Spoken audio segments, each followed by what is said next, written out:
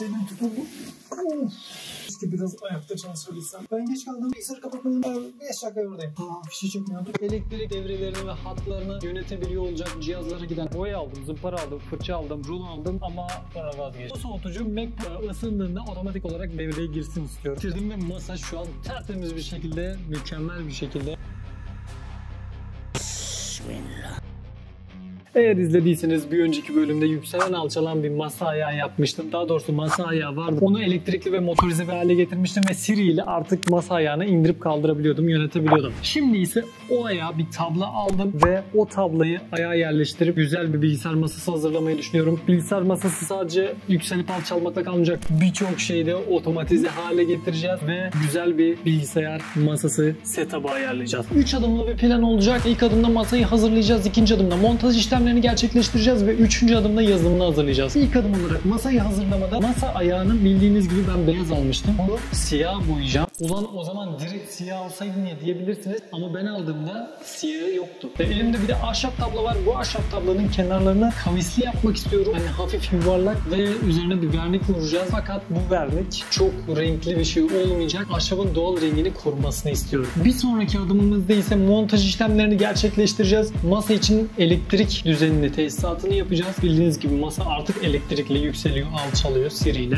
Ve masanın üzerindeki tüm elektrik hatlarını bu yazılımla kontrol edebiliyor olacağız. Cihazlara giden elektriği kontrol edebiliyor olacağız. Masaya bir sunucu yerleştireceğim. Eski bilgisayarımı artık sunucu olarak kullanmak istiyorum. Bir home server yapacağım. MacBook'u yerleştireceğim. Tabii bilgisayarlar için soğutucu da olmazsa olmazlarımızdan ve bunları da otomatikleştirmek istiyorum ki bilgisayar ısınığına otomatikman devreye girsinler. Yani biz manuel olarak hiçbir şeyle uğraşmayalım. Masa ayağının tablo konulacak yerleri 8 santim daha uzun kalıyor. Bu çıkıntıları kesecektim fakat vazgeçtim. O çıkıntıları 3D printerla hoparlör bölgesi yapacağım ve hoparlörleri daha geriye atabileceğim. Mevcuttaki mikrofon tutucumun masaya bağlanan kısmı artık tutmuyor ve sürekli düşüyor. Bir mikrofon tutucu ayarlayacağım 3D printerla eğer yapabilirsem. Ve son adımımızda masanın yazılımını ayarlayacağız. Bu yazılım masa yüksekliğini otomatik olarak ayarlayabilecek, elektrik devrelerini ve hatlarını yönetebiliyor olacak, cihazlara giden elektrikleri vesaire açıp kapatabiliyor olacak. Son olarak bilgisayar kontrolü yapabiliyor olacak. Bilgisayarı istediğimiz anda açıyor, kapatabiliyor ve yönetebiliyor olacak. Daha fazla laf yapmayalım. Biraz daha iş yapalım.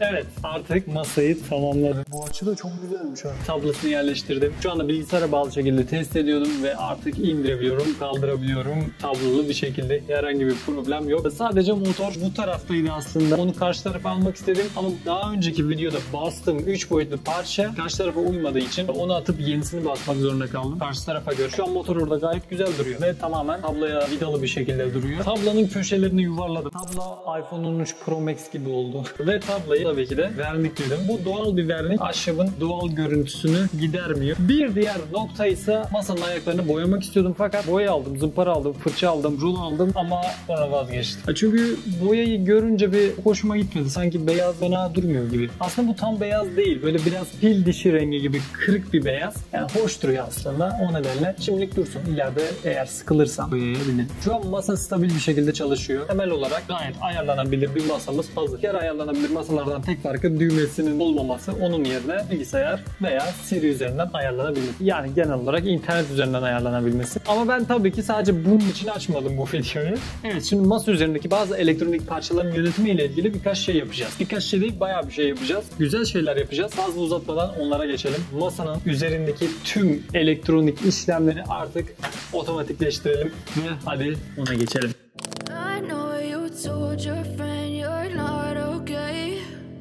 Tell me what's wrong and why you never said you felt that way. you're trying to stay strong and fake a smile until I look away. But I've known you too long, it hurts to watch your blue eyes fade to gray as you fade away, as you fade away. Yeah, I'm about to fade away, cause every time I wake up I feel like it's Monday. Something's going wrong with all the chemicals up in my brain. All of a sudden I don't look at anything the same way. Got a buildup of my thoughts sitting in an ashtray. I'm sorry that I'm so inconvenient, okay. Just let me be me and I'll stay out of your way. I can see the way you look at me, I'm such a disgrace. I never really asked to be brought into this place. You wanna love me? Well then baby have a taste. All the highs and the lows, no you'll never be the same. I don't really wanna hurt you but I can't control the pain. If you're sticking by my side maybe we could be okay. Okay, maybe you could be the change I need today. I promise that I've never felt this way. I really hope that you will choose to stay through all the pain. I know you told your friend you're not okay, and tell me what's wrong and why you never said you felt that way. Guess you're trying to stay strong and fake a smile until I look away. But I've known you too long, it hurts to watch your blue eyes fade to gray as you fade away, as you fade away, as you fade away.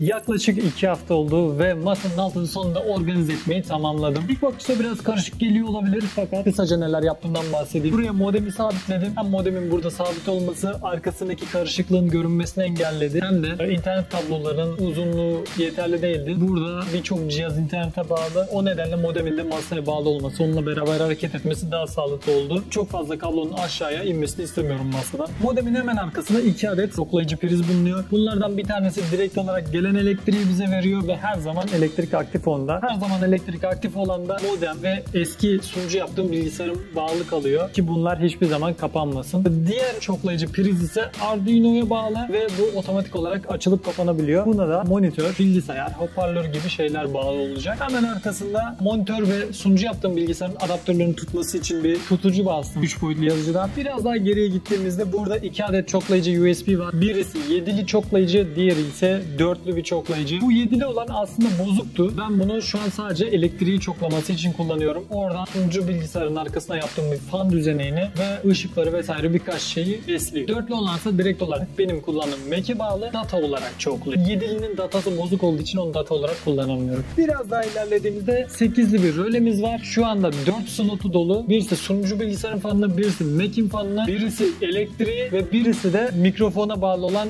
USB'yi tetikliyor. 4'ü dolu, 4'ü boş. 4'ünü belki sonra kullanırım diye 8'li kullandım. Yani buradaki bilgisayarlara giden elektriği açıp kapatabiliyor. Sunucu açılırsa, sunucu bilgisayar ısınırsa onun otomatik olarak arkasındaki fanını çalıştırmasını istiyorum. Kendi kullandığım Mac cihazı ısınırsa onun altına yaptığım fanı çalıştırmasını istiyorum. Harici bir mikrofon kullanıyorum ben. Bundan ser bir mikrofon. Onun her zaman açık olmasını ve her zaman elektrik gitmesini istemiyorum. Bunu sadece gerektiği durumlarda yine otomatik olarak açıp kapatmak istiyorum. Biraz daha ilerlediğimizde orada masaya bağlı motor sürücüsünü ve Arduino'yu buluyoruz. Arduino bizim masamızı tamamen yöneten Arduino. Aynı zamanda kendisi Pro Micro olduğu için Mac'imize de bağlı ve Mac'imizde klavye mouse olarak yönetebiliyor. Masanın ön tarafına atladığımızda ise buraya Mac bilgisayarım için bir notebook tutucu yaptım. Hemen arkasına bir tane stoper ekledim ki Mac'i çok fazla ittiremeyeyim ve bunu biraz kalın bir kumaşla kapladım. Yumuşak bir kumaşla ki bilgisayarı çizmek en son isteyeceğim şeylerden bir tanesi. Altına kullanmadığım eski bir bilgisayar kasam vardı. Ondan çıkardığım büyük bir fanı taktım. Bu fan normalde 5 voltluk bir fan fakat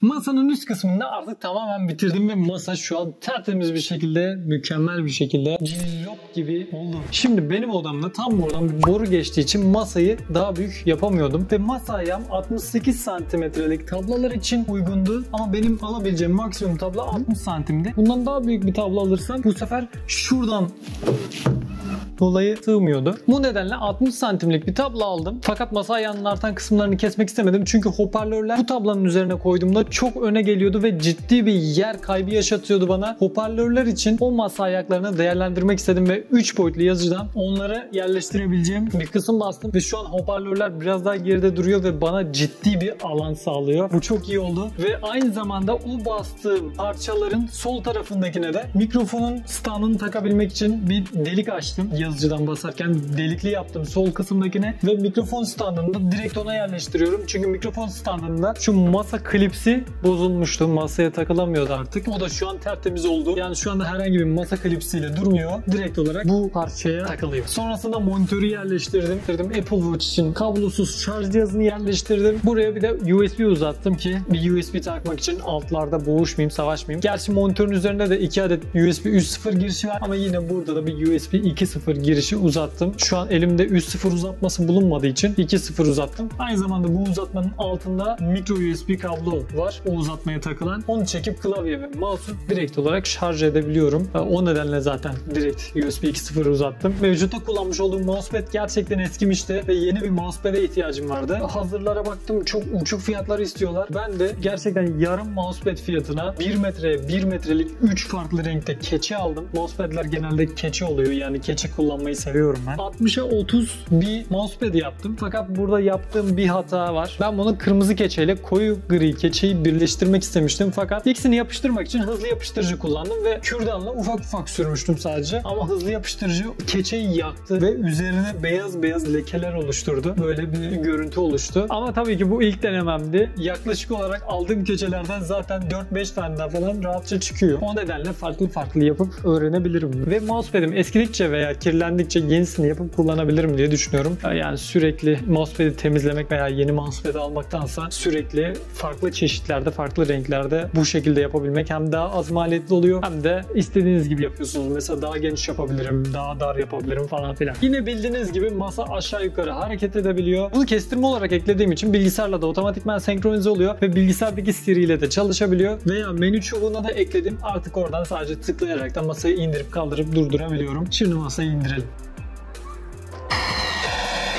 Tarafta görmüş olduğunuz bir aydınlatma var. Aslında bunu yapmak aklımda yoktu. Fakat benim oradan bir klima borusu geçiyor. Ve o boru varken oraya süpürgelikler tam oturmuyordu. Daha önceki masam çok dağınık olduğu için orası çok göze çarpmıyordu ama süpürgelikler biraz aralıklı duruyordu. Bu masanın altı tamamen temiz bir şekilde olmasını istediğim için ve temiz olduğu için aslında hiç kablo görünmediği için orası çok dikkat çekiyordu ve çok rahatsız ediyordu. Süpürgeliği o borunun geçebileceği şekilde oymakla uğraşmak yerine adreslenebilir LED döşeyip 3 boyutlu yazıcıyla bu şekilde bir süpürgelik oluşturdum. Bence hiç fena gözükmedi. Bu aydınlatma şu anda ekranı örnekliyor. Ekrandaki renk paletini ve ona göre bir renk alıyor. İstersem yine aynı şekilde Siri ile veya bilgisayar üzerinden açıp kapatabiliyorum aydınlatmayı. Sonrasında hatta tüm odaya mı döşesem diye de düşündüm. Hiç fena gözükmüyor. Ama elimdeki adreslenebilir 1 metrelikti sadece ve buraya tam oldu. Notebook koyduğum kısımda bir fan var. Isındığı anda şu anda otomatik olarak devreye giriyor ve notebook soğuduğunda devreden çıkıyor. Sürekli çalışmıyor. Yine masanın üzerindeki tüm elektriği kontrol eden bir röle var ve bu röle monitörün, hoparlörün, bilgisayarın elektriğini açıp kapatabiliyor ve eski bilgisayarımı da home server yaptım ve tam duvara gömdüm. Tabii ki onun da arkasında 5 adet fan var. Evet, çalışma masasında bu şekilde güncelledim. Gerçekten beklediğimden çok daha güzel oldu. Çok daha temiz oldu ve bir masanın altının boş olması, ayaklarımı karşıya rahatça uzatmak gerçekten bir lüksmüş. Çünkü benim önceki masam bir ütü masası gibiydi. Yine biraz alçalıp yükselebiliyordu. Bu kadar çok değil manuel olarak.